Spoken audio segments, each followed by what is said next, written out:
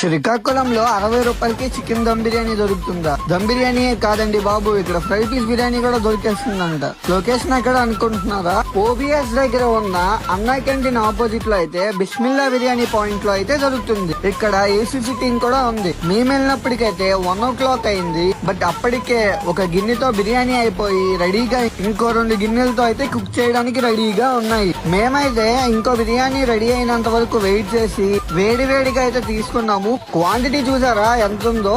1/2 kilo పైనే ఉందండి. అంటే అన్ని బిర్యానీలకి అంతే క్వాంటిటీ పడుతుందని చెప్పలేం గానీ ఆల్మోస్ట్ 1/2 kilo అయితే ఉంది. మేమైతే 60 రూపాయలకే ఇస్తున్నారా అని చెప్పి బిల్లు కట్టేంత వరకు షాక్ లోనే ఉన్నాము.